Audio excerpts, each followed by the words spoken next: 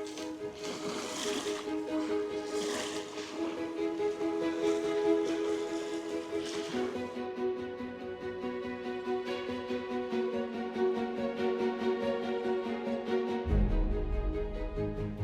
everyone, and yeah, as you can see, I'm at the OZ Boathouses, and in today's video I'm going to do a beginner's guide to long exposure photography.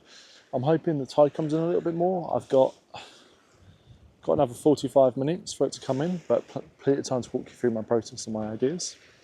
If I show you around now where I'm at, I didn't expect this huge wall, by the way. I was hoping I could get straight down here, but with that in mind, I think there's two compositions really I want to get. One is roughly here where my tripod is, which is looking somewhat sort of at level down there. And then the other one is just up on the other side here, facing looking this way at them. So I think I've got a few compositions to work with, which is quite nice. The things to bear in mind with this one, as this is a beginner's guide, is that you've got these boats moving for long exposures, so that's not the best. And actually, if I zoom in, you've got this big one moving as well, you've got these ones here and this one. So I'm trying to hide this one behind here. So something like that's one less to have to worry about. And that helps me get that better composition of the other boats, other houses around there. So let's get it set up, and then I'll walk you through my thought process. So I'll show you on screen now kind of what I'm thinking and how my camera's set up. So I'm aimed at 35mm and I'm shooting at f11 because I want a little bit of, I don't want to have to worry about focus stacking, and I want to get it all in. And I'm currently shooting at, I think it's 1/5 of a second at ISO 100. So that's kind of my base settings. I'll take a little photo there and show you what's on screen and what I can see. But the big thing around this that I really wanted to talk to you about is that, so I'm shooting 1/20th actually, but my histogram is perfectly balanced. If I go a little bit more that way, it's slightly overexposed, and then that way slightly underexposed. So get your histogram perfect and set that up. And then I have a very useful app on my phone. Sorry Kase for this, but I'm going to use the Leave Filters app because I think it's really easy. So what you do on here is you say, right, I've got a 1/20th of a second and I'm going to put on my 10-stop filter. So that will show me that I will need to have a 50-second exposure, which we'll go into a little bit more. So before we go into the 10-stop, let's try the same at 1/20th and at a 6-stop, and that shows me that's 3 seconds. So across the top here you can change what that's like. So at 50 seconds of a second, this is going to be a little bit more challenging one to do. So let's do a 6-stop and I can show you through that process. So I don't need to touch any of these settings now. I'm just going to put my filter on. 6-stop filter, easy snap on. And then on my screen you can see it's gone very dark. So all I need to do now is just keep dropping that shutter speed down, no other settings, no nothing, until I get to 3 seconds. And you can see there. Now, it might show a little bit slightly overexposed on the metering, but I think that's absolutely fine for this situation. So then I'm just going to tap, and it will focus and capture away. So I'll put that on screen now for you, and you can see it's already starting to get some of the milkiness in the water, which is really nice. That bag or that bit of rubbish is a little bit frustrating, but we can always Photoshop that out. But it just gives you an idea. Now let's try the 10-stop and see how that goes. Now, depending on your camera, mine can only do 30 seconds in camera, so I'm going to need to use a intervalometer or a remote shutter for this. So in order to do that, and you can get these for about £15, you want to locate on your camera where that little icon is and pop that up, and that should give you a little slot there. And then you take the end of your shutter release, and then you slot that in like so. So now I've got that in there, as you can see popping out. I can then turn this on and control and hold from here. So the next thing I'm going to need to do is put my 10-stop filter on.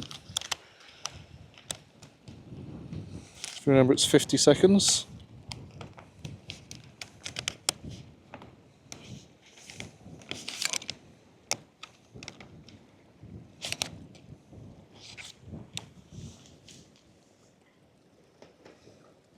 Best video recording there, but yep, I've got the 10-stop on.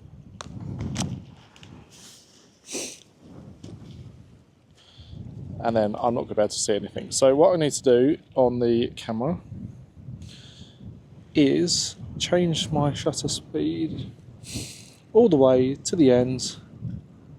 It'll show me that 30 seconds actually works, but I want to go into bulb mode.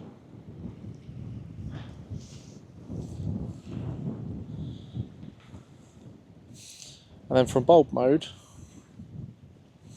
what I do is I use my Lee app again, go to 10 seconds, and then you can start a timer. So I will simultaneously press the timer and the remote on my camera. So I'll show you here. So I'm going to sit here and go, right, go and go.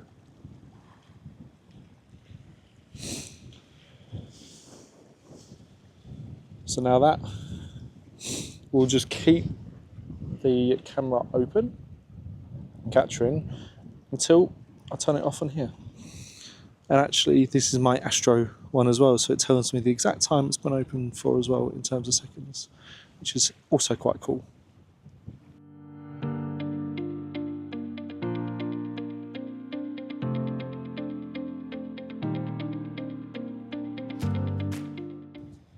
There you go, it's gone stop. So then what I do on here is to just bring that down, and if I show you, it stops the capture on the screen. And then on here you can see how smooth it really is. I'll put that on screen now, completely unedited, and then we can look at a completely edited version as well, moving away some of the noise. And there you go, that's the real easy way of using a longer exposure than your camera can do using a remote shutter. Super simple, 10-stop filter, allowing me a 50-second exposure. Hopefully, I'm going to move over to the other side and get some with the clouds in as well, which I think will just give it that extra bit. So have a bit more sky in the photo, and you'll see more, hopefully, movement and create that drama for a nice mono or sort of a black and white photo. Okay, so what I've done is I've come on to the beachy bit now, and I'll take it from this angle, which is, I think, the angle I really wanted. And the way I've kind of got this set up is I'm kind of capturing it like this. So I've got a bit more of the sky in there, got a bit of gap here, and then I'm using it to follow the way around there to give it real depth in many ways. So I'm going to try one like that, and then going to try a portrait one, which would be harder to do, so I might have to use a 6-stop for that. And then I'm going to put the wide angle on and try and get a little bit closer, but obviously the tide is coming in, so I'm having to be careful. And I have got this at eye level as well in terms of taking this, to really try and emphasise the depth. So I'm going to try a few here, shooting it wide at 24, as wide as I can go on this lens. I'm going to do a bit of a cropping one, maybe take a couple of seconds back for a bit of compression as well. Enjoy these, but yeah, same process again.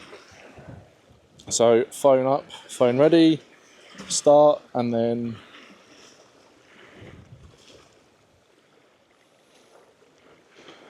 maybe not. One more time. Let's focus on that one there, and then from there, and then start on there.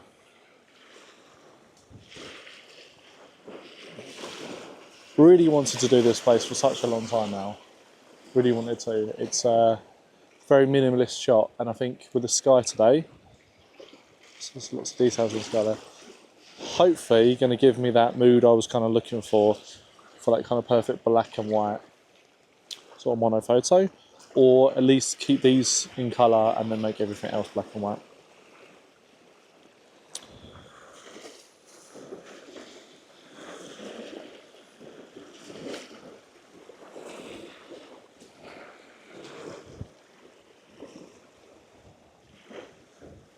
That's what I need to do on here. So I've pressed in and slid it up. So now it's done. What we need to do is press in and slide down. That stops it on here. I'll put that image on screen now for you.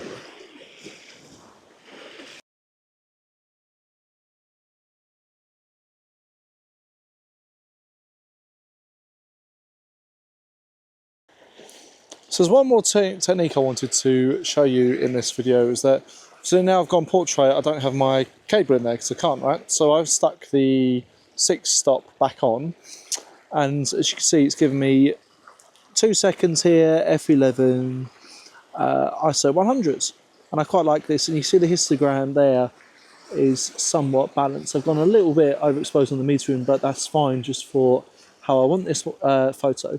Now, if I want to make this longer, I'll drop my aperture to f16 or something, and you see that makes it darker. So then what I'd have to do is then increase the shutter speed to get back to where I was. So I've gone from having a 2-second photo to now a 4-second photo.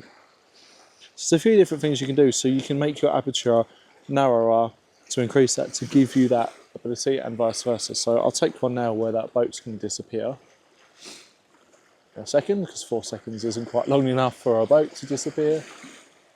3, 2, 1. Tap to focus. 4 seconds later, image. And what I'll do now, I'll do one dropping that back down to say f8, and then that will give us equivalent to 1 second. And I'll put them both on screen now, and you can tell me which one you prefer. At this sort of distance, the aperture size doesn't really make much of a difference. You care more about your shutter speed. So that was my final tip. So yeah, I hope you enjoyed this little mini tutorial on long exposures. I love doing long exposures. I'll certainly do more videos on this stuff, but this was just a bit of a taster of what's to come, and also gauge the interest of this on my channel as well. So if it does really well, I'll make sure I do more and more of these. Until next time, just remember, please like this video because it will help with the algorithm, and let me know if you do actually like it or not. And yes, and until next time, bye bye.